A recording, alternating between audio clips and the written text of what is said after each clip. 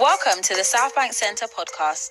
Come with us on a journey to explore where arts and culture meet the gender agenda, politics, identity and economics, where we'll bring you discussion and debate from this year's WOW, Women of the World 2018 Festival.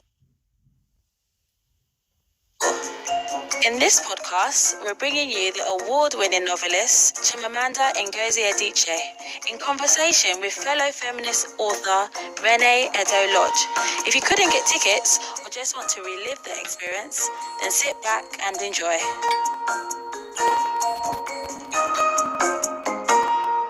I'm Jude Kelly. I'm the founder of the WOW movement.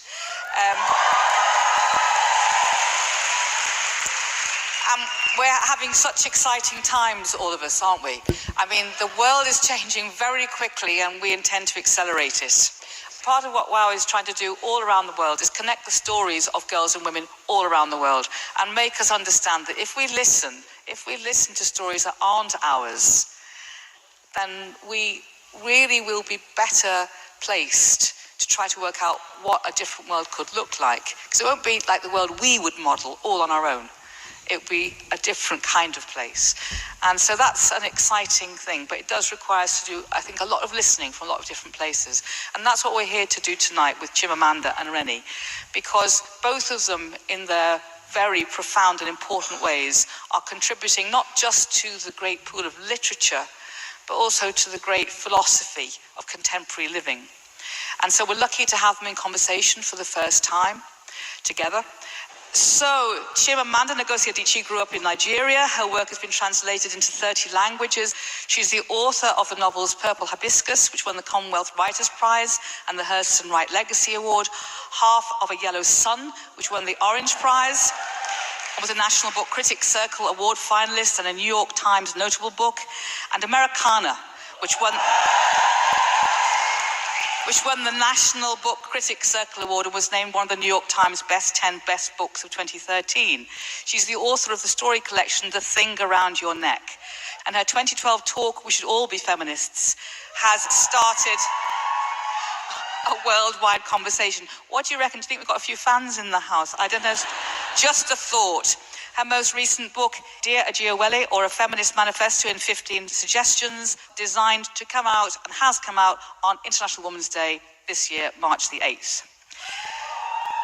Then she is going to be in conversation with Renee Eddo-Lodge.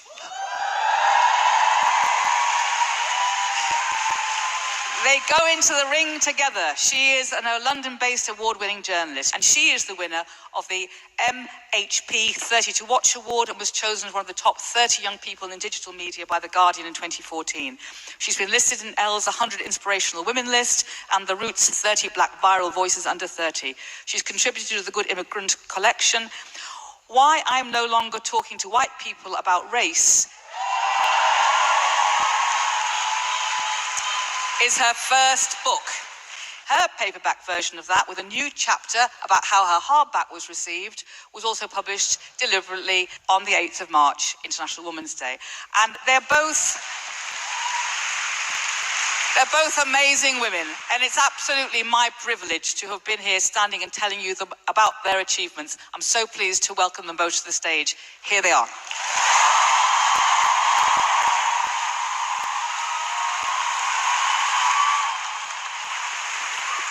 A standing ovation before we've said a word. That's quite intense. Thank you for having us. First of all, it's an honor to be here speaking to you all and also speaking to Chimamanda, one of my favorite fiction authors. But also thank you to WOW Festival and be invited to be in conversation with you because I feel this is a festival I've really grown with. So it's really exciting today to be speaking to you, Chimamanda. I think there's some themes of our work that really overlap. I was telling Chimamanda backstage that many years ago when I was a blogger, I would get invited to go and be a talking head on television. And one day I did that and somebody wrote on my Facebook wall. They said to me, "You really remind me of the protagonist of this novel that I've really enjoyed called Americana. Like, yeah, you should definitely read that book."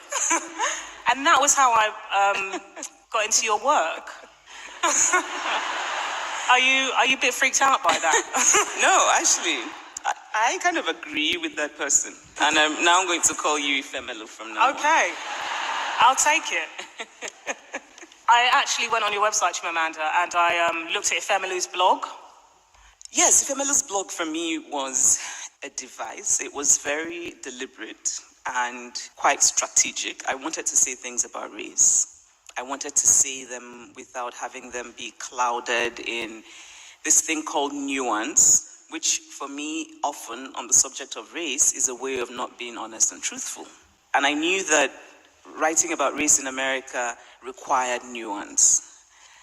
And I would read these books that were ostensibly about race, and half the time you weren't sure what was going on. You weren't sure. Things weren't said. Things were so subtle as to be unrecognizable. I just had all these observations. I'd been living in the US for maybe 10 years. And I just really had things to say. And so I thought, how can I get those things in the book?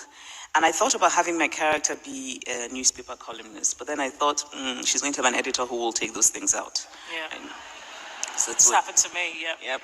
The editors take out the most interesting things. Yeah. And then I thought, here's what blogging those, and this is sort of when blogs were still, a novelty. And there's an immediacy to blogging that I thought would work really well, and that she's doing this thing, and then you have a platform and you have an audience. And so I thought I would do that. Most of Ifemelu's opinions and views in that blog are mine. And, I just wanted to talk about, and particularly to talk about race from the point of view of a person who's Black but not an American. Right? And even by having that blog, make a point about Blackness and the diversity of Blackness, right? And also in some ways, the embracing of Blackness, if that makes sense, because I didn't think of myself as Black until I went to the US. In Nigeria, I didn't need to think of myself as Black, right? But it's true, we have many, many problems in Nigeria. Just race, in that sense, is not one of them. So in Nigeria, we're busy saying, Yoruba, Igbo, all of that, but we don't do race. And I went to the US and suddenly I was Black. And it really was a learning experience for me, because I had come from a place where authority figures were Black, where Black achievement was normal. And in the US, to realize that Black achievement was seen as remarkable and extraordinary. The Nigerian part of me that thought it was so stupid. Because I was just like, really? Right? Yeah. But it was also for me a way of, I had to confront my ignorance. I didn't know very much about African American history. And so I started to read. And initially, I didn't want to be Black. I didn't want to be identified as Black, because I knew that Black in America came with baggage. And I remember this story, which I like to tell, because for me it's an example of my complicated feelings as a Black immigrant, but also I think an indictment of racism. This man in Brooklyn in a store said to me, "Hey, sister." And my first reaction was to recoil. And I was thinking, I'm not your sister. I have 3 brothers. I know where they are. This was maybe a few weeks into my being in the US.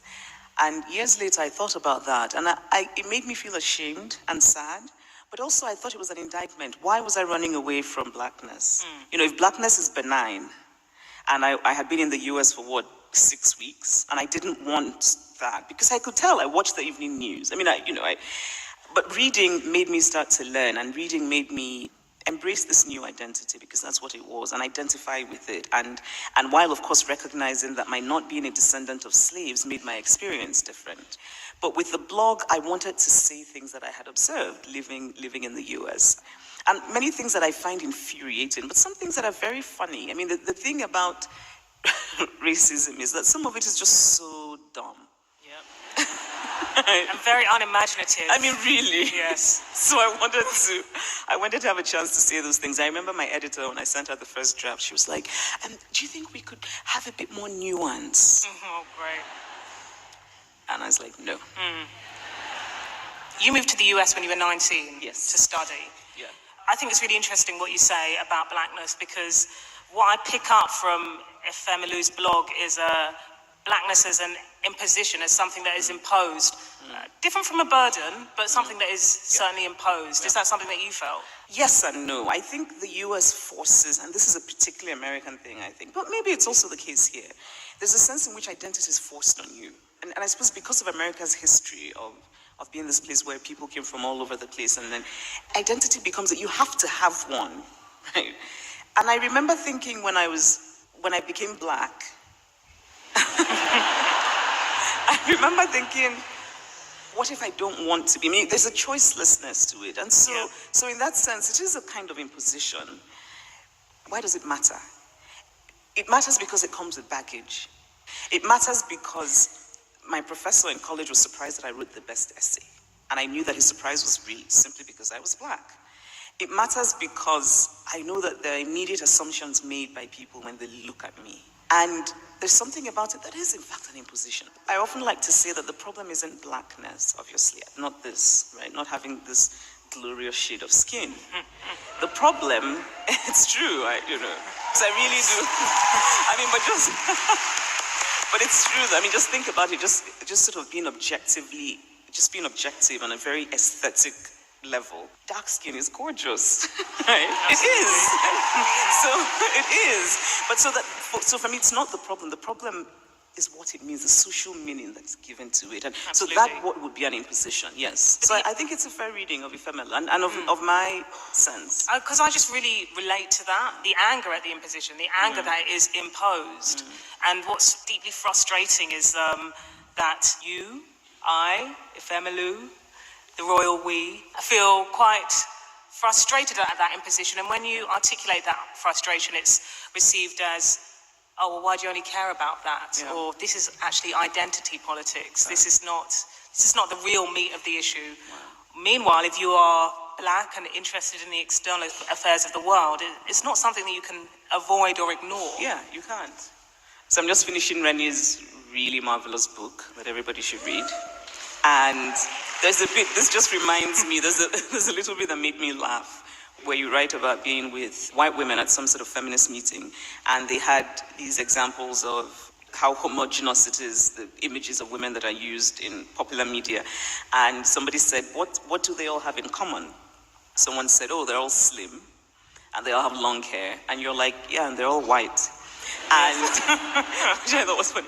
And then the white woman who said they all have long hair, and you said to her, well, you could grow your hair out if you wanted to, but I can't change the color of my skin. I can't. Which I thought was really interesting, because I thought it was very telling. In some ways, that is the problem. It's that you have this thing that you cannot change, and it's weighted with social meaning that you did not make. Mm-hmm. And when you attempt to navigate it, people say, oh, well, you're obsessed. Focus on other things if you want to get ahead in life. Yeah. I have a friend who would say you have to be careful not to be seen as a race warrior. What did you say to your friend? I can't say it here. But on that topic of being careful, I think that you're in a really interesting position, because you are, I think, one of the best fiction authors contemporary going right now. I think we can all agree on that. And I think it's quite interesting what happens to your public profile as a writer, which you write such gorgeous writing about a number of different things, but you are often corralled into this space to speak on race. I mean, here you are with a writer who wrote a whole book about race.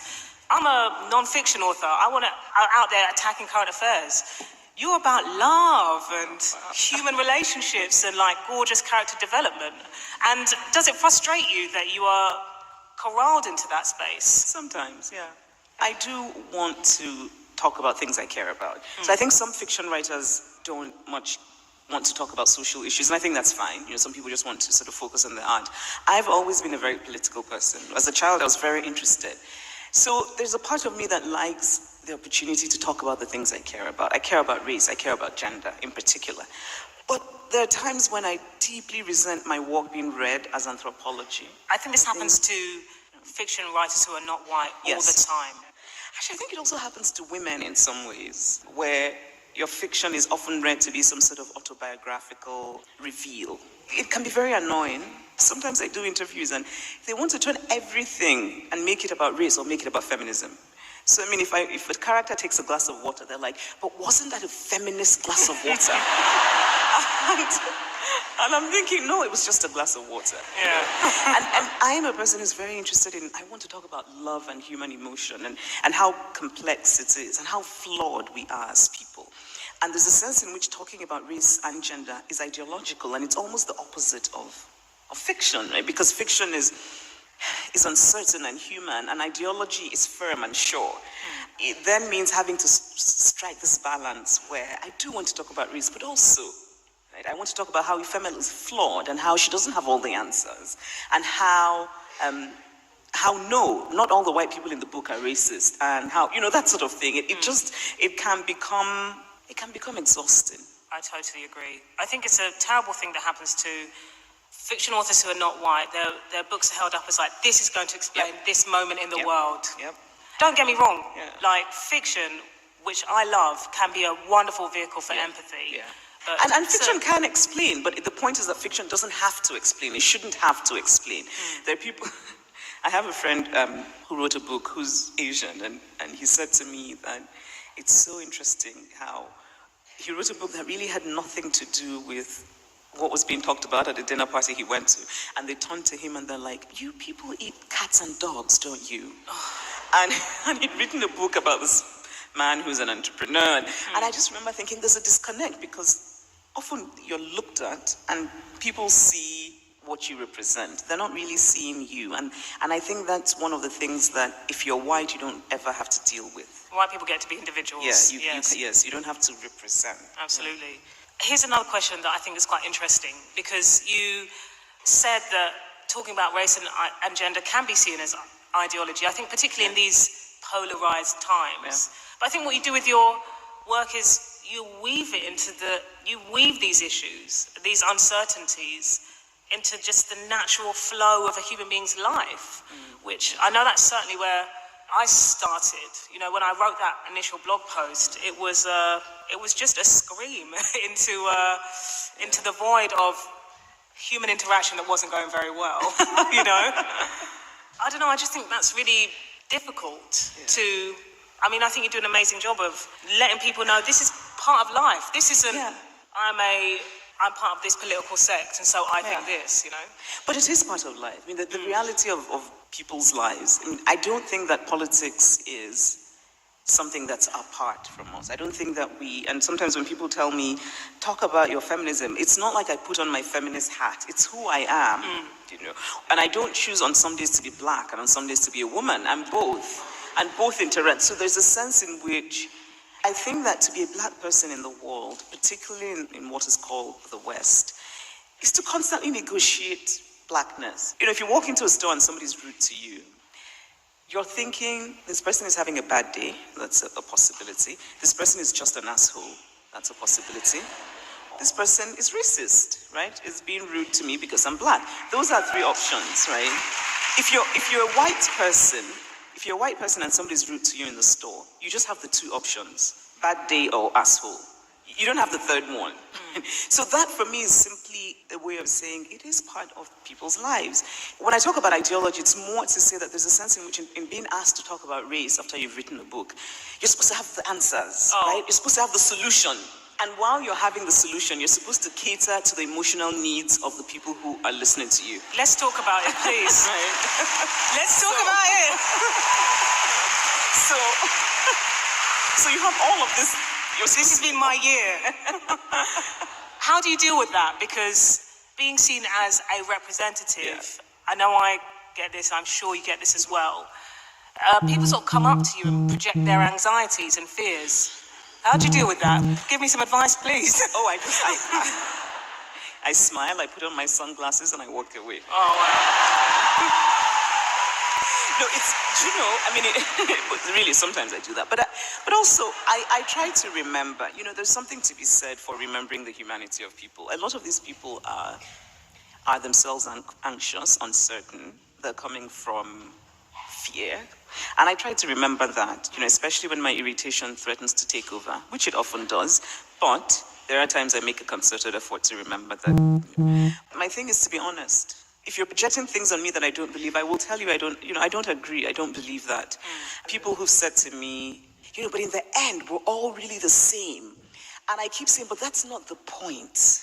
The fact that I'm a fiction writer, literature is my religion. So of course I know that there's a universality in being human. And I deeply believe in that. Yes, that's I grew up reading books from Russia and from India, everyone, I love them.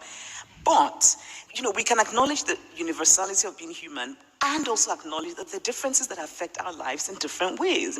I think that people are so uncomfortable about that they start to go into this whole, but really in the end we're all the same, or really we shouldn't focus on the negative, or... I sometimes lie to people when I'm like out and about, like in the gym or something, and they're like, what do you do? I'm like, I'm a teacher. Because I can't be dealing with your fears and anxieties right now. I'm a cab driver. I'm literally anything. I'm going to make you a T-shirt. I'm going to make you a T-shirt, Rennie, which says, yes, I'm the person who wrote Why I'm No Longer Talking to White People About Race. There's a lot about the book that I think really just... I hate to use the word triggered. I feel it's been overused. Oh, I dislike that word so much. I'm sorry. Let's say it flips a switch of but I know emotions. What you mean. And sometimes people seek me out on social media to tell me about the book that they haven't read, that I've written, and their opinions and feelings about it. And so when you spoke of irritation, I was thinking, you're not on social media. No, I couldn't do it. Yeah, I can't. Is it because you feel irritated? I just can't. It's not, I think some people are suited to these media things. Some people are not. I am not. Would you advise me to step away? Because I would. Yeah? I would. That's an exclusive, people. You know what? But also, when I think about people who are very active, I just think, when do you get the time to write? It's so true. As soon as I started writing the book, I checked out of social media, basically. I couldn't do it as well because I'm not a person who knows how to let go. I would, So actually, Michelle somewhere said to me, it's such a good thing you're not on Twitter. She said, because I'll spend all my time extracting you from the fights you would have. Because I want to set people straight about things. Right?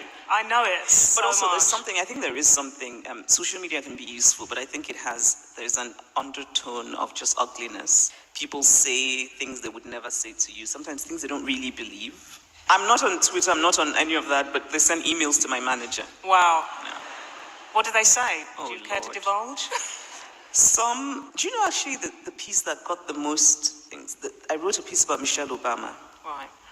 In which I celebrated a woman who I think to be extraordinary. And we got emails that I was just really taken aback. And I remember thinking, if I'm getting these for writing about her, I don't know the crap she's had to deal with. There are emails that, this person, there was one email, the subject was Moo Shell. She's a cow. You support a cow, therefore you're a cow. And clearly, unimaginative. Seriously, and obviously written by what I suppose to be a grown man. Unimaginative. It's quite boring, I think, to receive racial abuse that is just like so pedestrian. Yeah. And then you think, really, honestly, it would be nice if they were a little bit more inventive, right? Come on, mix it up. I hear this all the time. I get a lot of, not a lot. I don't want to exaggerate and make it. I don't get a lot, but I do get some. When it's from Africans, they say things like, you're destroying marriages, you're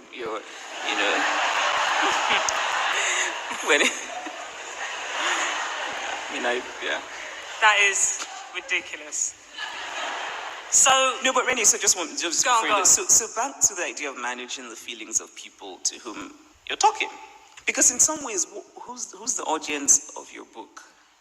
Okay, so I have two audiences. I've split them into two camps. I have the people for whom this is speaking to something that I've always wanted to say. Yeah. And I'm like, that's incredible. Yeah. And I'm so glad that my work has provided these people with a tool. And then I have the people who say, this book has completely changed my mind. And then they say, I had an argument with so-and-so about it, my dad, my auntie, my uncle. And then they tell me what their uncle and auntie and dad said, the weird racist things. And I'm like, I don't know if you got that initial essay where I was like, I don't want to hear that. I felt I was quite clear. Clarity is very important to me. You may have guessed if you've read the book. Yes. I love a definition. I love to look at the dictionary. Some people aren't hearing it when I say, I don't want to hear that anymore, please. So we've got two camps. Yeah. Why do you ask? Because I'm thinking about that whole idea of managing, being responsible for the emotional response of your readers, by which I mean your white readers. And so if you have somebody who bursts into tears. That happened this time last year at the event I did for the book. Somebody did burst into tears who was white. Because she felt bad. She did feel bad. About the terrible racism in the world. Yeah. Here's, I think, and I said this, no, right, I should be more, no, seriously, to be a bit more serious, because I remember once watching this TV show and somebody was talking about racism. Oh, it was Trayvon Martin, when Trayvon Martin was murdered. And this white woman started to cry. And she said she felt really bad and she felt excluded from the conversation. And I honestly, but here's the thing. I was genuinely puzzled. And you know, no, but really, honestly, I was. Because I'm a believer in stories. I think I want to try and understand people's motivations and that sort of thing. So I remember thinking, why is she crying? She's crying because there were black women who were talking about Trayvon Martin, and there's women who were talking about the talk. You know, when African Americans talk about having to tell their kids that be careful because the police will not treat you in the same way as they would treat somebody who's not black. And she starts crying and saying she feels excluded. And I remember thinking, maybe what we need to do before we talk about race is pass around little... I'm just making this up as I go along. I'm here for it. We should pass sort of little vials of a powder that neutralizes stupidity. Right? So no, I'm being unkind. No, I take it back. Here's what I mean. What I mean really is a powder that neutralizes that idea that it's about you. Oh, you know? Needs to happen. No, seriously, because I think, no, but really, and I mean that. Let the woman speak, people. No, I really mean that, because I really think that we do have to find a way to understand one another. Because Absolutely. Otherwise, there's no point, right? And so to do that, maybe if we say, because I think that often, in talking about race, white people take it as an affront, as a personal affront. It's something I need to defend myself. And maybe it's a good thing to start by saying, and I can understand if it's an annoying thing for black people to have to do, because they're thinking, look, I'm dealing with racism, and now I have to start off by telling you, I'm not saying you did anything to me. But maybe because I keep thinking to myself, you know, how do we actually get people to hear? I really think that there's something in the water of whiteness that makes it, that's drunk, you know, you drink it by virtue of being white, and it just makes you think that any talk of racism is about you. Mm-hmm. My question is, in that defensiveness, I'm so interested. It's like, what is that white person, this hypothetical white person we're speaking about, so invested in? Because usually it's largely unexamined anyway. Yeah. So why are you defending it so much? The ways in which I try to understand it is think about the positions of privilege that I occupy, and it's class, right? So gender, I didn't win the lottery. Race, didn't win the lottery either. And can I just say I would not change anything. I'm so happy to be a black woman in the world, right? Honestly. So whatever. But class, I occupy a position of privilege, and I have from birth. So I grew up in a family that was, you know, educated, upper middle class. We had help. It was a privileged life. And I think about that to try and understand whiteness. And it kind of helps. Because I think about how when people talk about how I have to acknowledge that my ability to have help, for example, in Nigeria, is based on a privilege that I really haven't earned. And it's based on a system that makes it possible. And that if people are talking about, all those people who have house helps and have drivers, how do I feel about it? I feel defensive. There's just always the ever so slight prickle of defensiveness. And which is also why I'm very keen to tell people what a good employer I am. So it's always, I am actually. Good. But this is also how a white person will be like, well, I'm not racist. Racism exists, but I'm personally not. So it kind of helps me understand that, right? And so when people talk about privilege and class inequality, most of which makes me angry and I feel bad about it, but I also have to admit that I'm happy benefiting from it. Mm-hmm. So maybe it's a way to understand that maybe that defensiveness is that there's a sense in which whiteness as a structure thinks that acknowledging racism means that the easy life of whiteness in the whiteness bubble will disappear. Indeed, it does not go. It doesn't leave even once you say, I've got it. Right? It really doesn't. There's a question I want to ask you.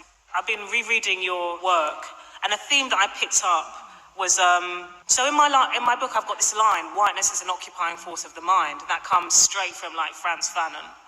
And one thing that I picked up strongly reading your collection of short stories, Purple Hibiscus in particular, is the colonial overhang of white missionaries in Nigeria and how it continues to occupy Nigerians' minds. Yeah. You explore it historically. It's quite destructive and ugly in Purple Hibiscus with Kambili's dad. Yeah. And then in a more contemporary way in Americana, that conversation about the best school to send your child to. I wondered if you wanted to speak a little bit more about that. I never pass up on an opportunity to rib a certain kind of Nigerian who thinks that everything foreign is just better. It's funny listening to you say that because I think it must be something that occupies me quite a bit because, frankly, I write about it a lot. There's a part of me, obviously, comes from a sadness and an anger at how present our history still is. So we talk about colonialism as something that happened. Not only does it shape the shapeless form of our government, I think that Nigeria and I think that all of the countries that were colonized in Africa were not set up to succeed. And so the expectation that you survive, I think the expectation that you survive colonialism and then go on to flower into this wonderful democracy, it doesn't make sense, right? Absolutely. Colonialism was a dictatorship. So it's not surprising that these countries haven't done well. But there's also, I think, that the extent of the failure is something that we have to take responsibility for, because I think that, if we had governors who stole a little less money, we might be a little better, right? But, so that said, so there's that, but there's also what it's done to our minds, and that's what I'm saddest about. And it's an occupier. Once a physical occupier, now a mental one, for sure. It's there.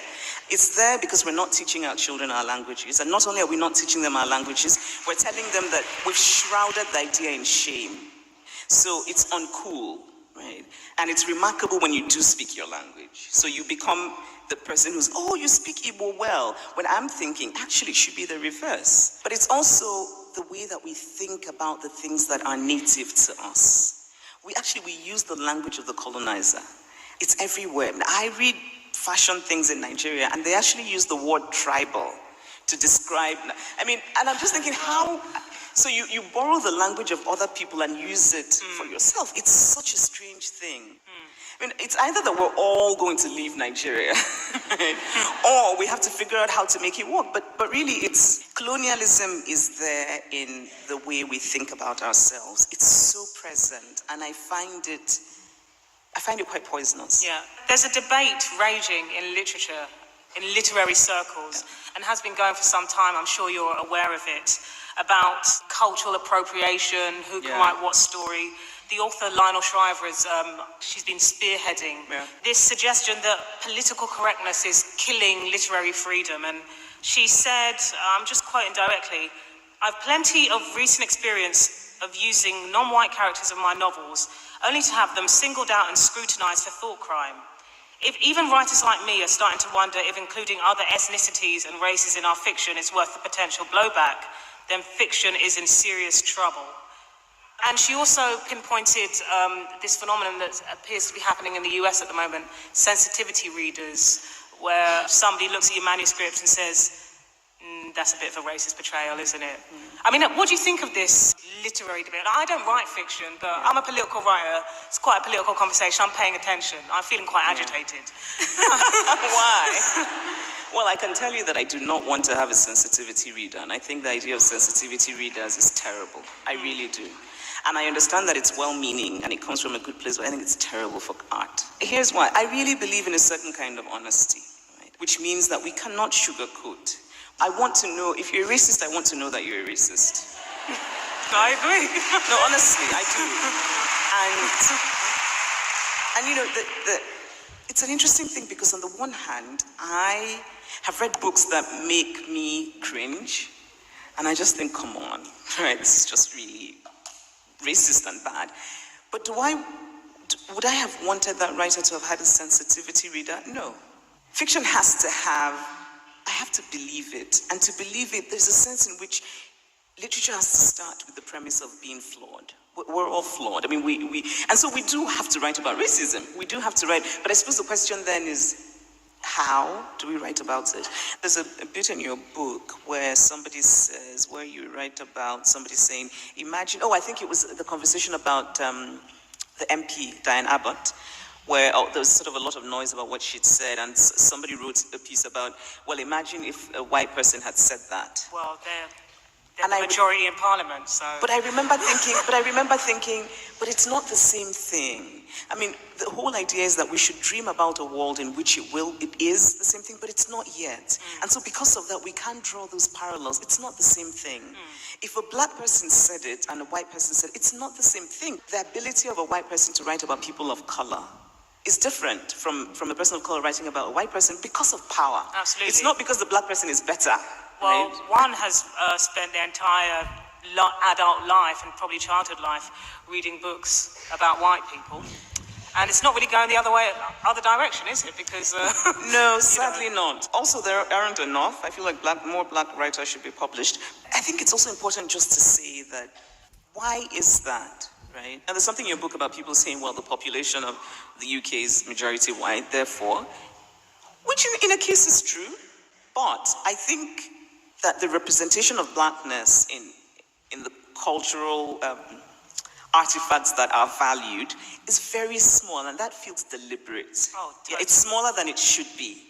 The question is not to have equal parity. In other words, if you have 70 million white people and you have 10 million black people, then of course you're not going to have equality of production. But I think that the representation of black, and not just blackness, just people who are not white, it's much, much smaller than it should be, and that feels deliberate. That's not a good look. 2016 statistics showed that out of the thousands upon thousands of books published in Britain in that year, I think it was less than 100 were published by people who are not white and British, less than 100. We've got not much time left, so we're going to move on to feminism. Although we've been speaking about it, none of these things it's not binary. Are you a child of academics, is that correct? Yes. Child of academics. But in We Should All Be Feminists, you said that you couldn't stomach the classic feminist texts. No. You couldn't even get through them. No. Why is that? Because they were boring. I see. They were. So what was your entry point if it wasn't the classic feminist texts? It was life. It was observing. I was a feminist long before I knew what the word meant, which is to say that I, as a child, was very observant, and I noticed very early on and was very annoyed by the things I couldn't do because I was a girl and the things boys could do because they were boys.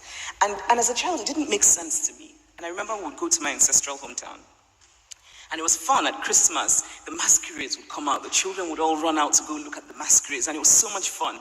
And then at some point, when the most interesting masquerades would sort of start to emerge, the ones who were considered really evil, like that powers and the smoke coming out of their heads, then they'll say, all the girls go inside.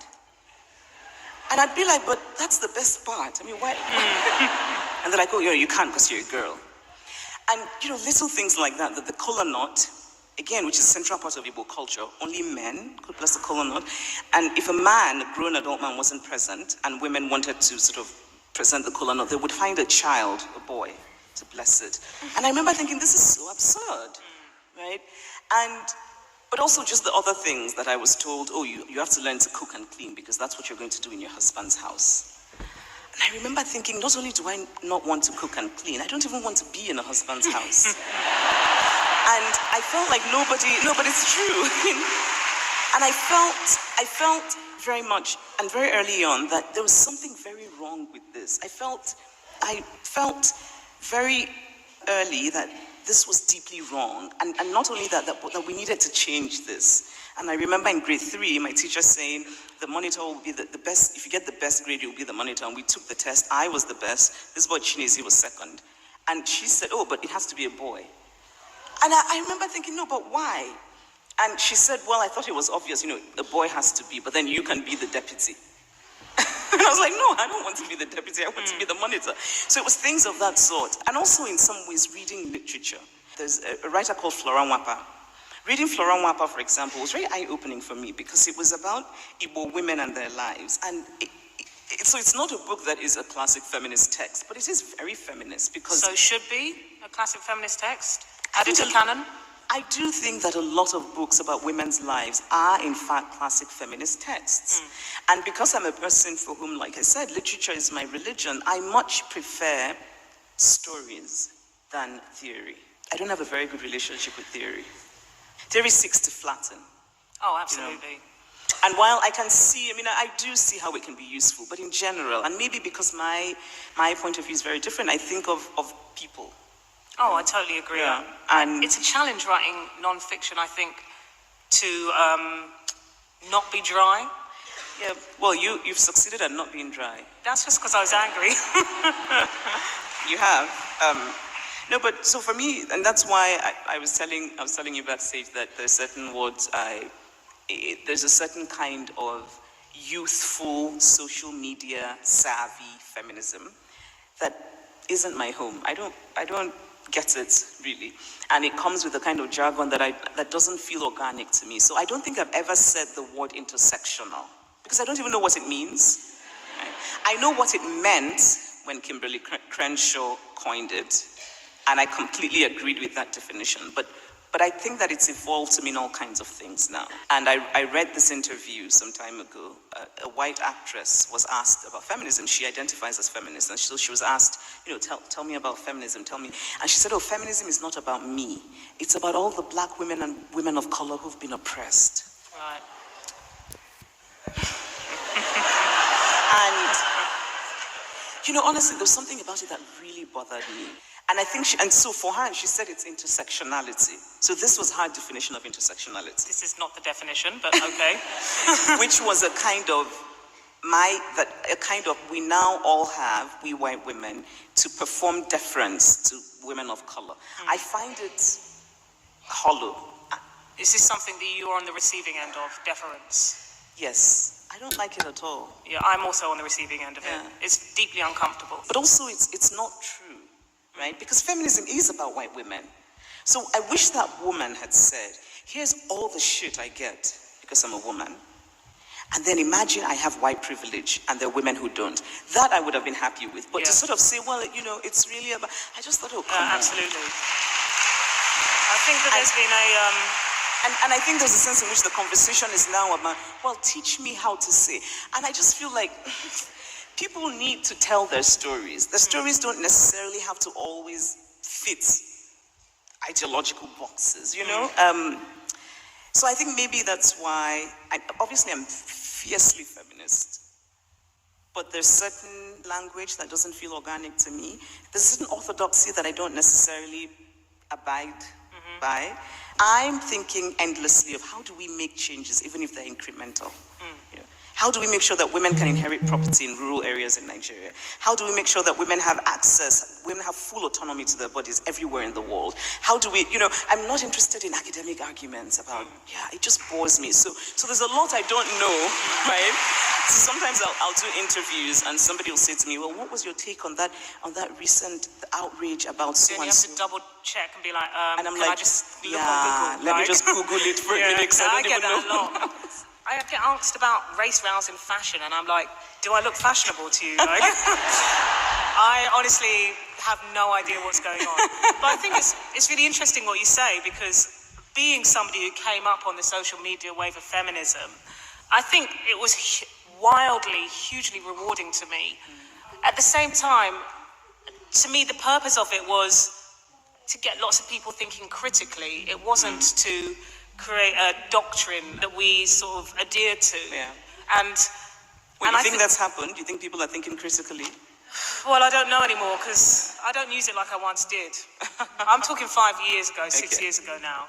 Social media isn't the space to learn about each other anymore. It's a good space to shout at one another. Yeah, if you say so. Well, but do you find that there is a feeling of sometimes needing to please a crowd? Yes. I feel this sometimes. Yes. And I think as a writer, it's very, it's of utmost importance to maintain independent thought. Yes. And I fear that social media can be about pleasing a crowd. And Yeah. and I think if the crowd tells me I'm wrong, I hear them, and I want to know, I want to think about it myself. Yeah. You know, I don't want to be told what to think, you know? Yeah. I mean, I feel exactly the same way. And obviously, I mean, even before I had a very interesting taste of social media noise, I always felt uncomfortable with people who, the idea of being shut down, somebody says something, the same way that I feel uncomfortable with people being fired from their jobs for what they've said. I feel that it closes conversation, right? I'd rather that we held sort of a large conference to talk about what was said, to point out why it was wrong, if it was wrong. Because then people learn. But there's a kind of closing, there's a kind of, this sort of quickness to outrage and quickness to, you know, shut up, you're wrong. And I really think that half the people who are braying on the internet don't even know why it's wrong. They couldn't articulate it. There's certainly some bandwagon jumpers out there. I think there's a lot of it, actually. And so some time ago when I said, actually in this country, maybe I should stop doing interviews in London. So this woman said, well, do you think the trans women and women who are born female are the same or something like that? And I said, no, I think the experiences are different. And I remember just being shocked by the noise, because it seemed to me that I was saying something that was fairly obvious. And I was struck by how it was interpreted to mean that I was excluding trans women, that I had created a hierarchy. And it later occurred to me that it really was about language. I hadn't said what you're supposed to say. There's a set language. You're supposed to say trans women are women. And if you don't say that, then you've run afoul of a certain kind of orthodoxy. And I remember thinking, but actually, how do we talk about people's real needs? How do we talk about the needs of trans women if somehow their orthodoxy is that it's all the same? Right? So what have you come away from that experience? I've come away thinking that... Reflecting on. So I thought about it for quite a bit. And I just thought, there's a sense in which it's very similar to the creed of colorblindness, which is ostensibly well-meaning, but I think very dangerous. I think that there's a movement on the progressive left that in the name of being inclusive, we're going to deny difference. And I think that's terrible. I mean, what I came away, I mean, by turns I felt very upset. I felt very defensive initially, which by the way also made me feel very understanding of white people. Right. Because it made me understand why. Because I used to think, why are white people always so defensive? But then I found myself being very defensive. I thought, oh, that's why. Now I'm behaving like white people. But no, it kind of made me sad because I thought we can't even have a conversation. You know, and what's interesting actually is that before this happened, I'd been in Lagos just like 4 days before, and there's a man with whom I have these conversations about gender and feminism, and he had really upset me. He came to dinner at my house, and he kept insisting on referring to Caitlyn Jenner as he. Right. And I was just like, stop it, you know, and he said it doesn't make sense, and I said, you know what, call people what they want to be called. It doesn't take anything from you, right? And so when all this noise happened a few days later, he sent me the most. Oh boy. He sent me a text message with emojis that were like.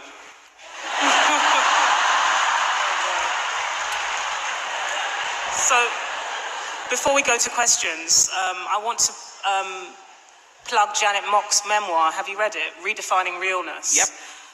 When I read her memoir on holiday at the end of last year, I realized I had been practicing that color blindness when it came to trans issues. I was ready to bleat trans women are women. And on reading her memoir, I realized, no, I mean, this is her experience, first and foremost, but what she's experienced is an added layer of transphobia that I will never comprehend. Yep. And that book hugely opened my eyes. I'm sounding like a white person. And I realised that... Really, we're really white people inside. I realised that I had to acknowledge that difference. Because it's not about flattening difference, right? Yeah, but here's the thing, right? There's a sense in which I suppose ostensibly it's a well-meaning idea, but it's a deeply dangerous one, because it's the same way that a white person tells you, don't talk about race, we're all the same, we're all human, it's the human race. From Africa, we're all from Africa. Yeah, and you're like, oh, look at the skull they discovered in the Kenyan rift. I mean, so... When I started, growing up in Nigeria, obviously didn't know very much about trans issues, right? I started reading memoirs of trans women. Actually, the first one I read a piece quite early on about, the tennis player. I'm going to remember in a minute. I read that early on, and I think that was sort of the first thing that I read. And then later I read memoirs by trans women. I never read theory. I never read, and I choose not to, because it's important for me to know about the texture of people's lives. And that's when you start, it gives you a sort of entry, right? And you start to understand that the violence that trans women deal with is a particular kind of violence. I mean, there's a lot of it that it's misogyny, but there's also a lot of it that is rage. How dare you give up on the privilege that you're supposed to have? The violence is part of that. And if we don't want to acknowledge it, then, I just think it's dishonest. I just think that we then are not able to even deal with the problem. So yeah, there are people who said to me, are you ready to change your mind and recant? And I thought, what are we in? What is this, like now I'm going to be sent up to a re-education camp? I mean, it's ridiculous.